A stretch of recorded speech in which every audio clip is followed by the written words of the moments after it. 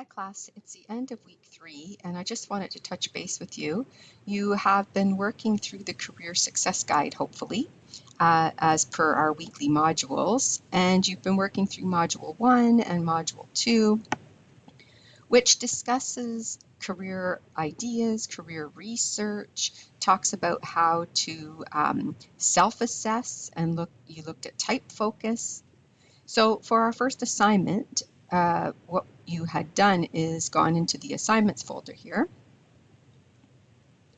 and the career planning assignment, some of you have already finished this. It's not due until next week, but I thought I would, October 9 it's due.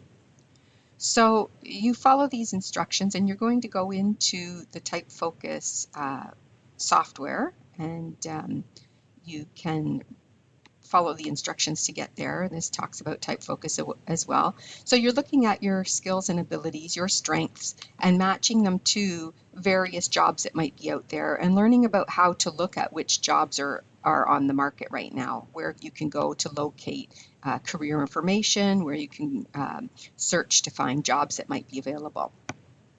When you finish all of that, you will submit it to the Dropbox, and you'll have a few PDF files. I believe at the bottom I'll tell you how many PDF files you'll have, and each one is worth marks, so you need to follow the instructions carefully and make sure that you get the correct PDF files.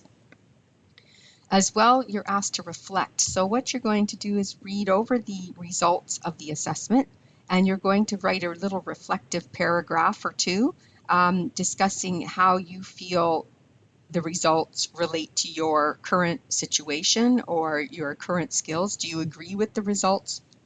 Do you not agree, and why? Have you taken other assessments in the past? Have they come out differently? These are things that you can talk about in your reflective piece. And I've given you a few questions to help get you started here. Do you know what the personality letters mean when you finish the type focus assessment? There'll be 4-letter personality types. So you want to show me that you read the reports, you understand them, and you know how those relate to you to your performance in the job. So again, you get more marks for being insightful and fewer marks for just saying, yes, I agree. Okay, or no marks for just saying, yes, I agree. There's no reflection there. So please work on that, and then next week we will be starting our resume component.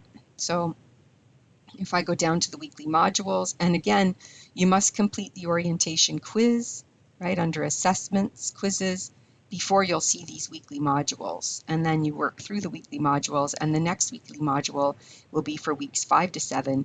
And that's when the course gets really interesting, because we start to talk about resume writing and how important that is.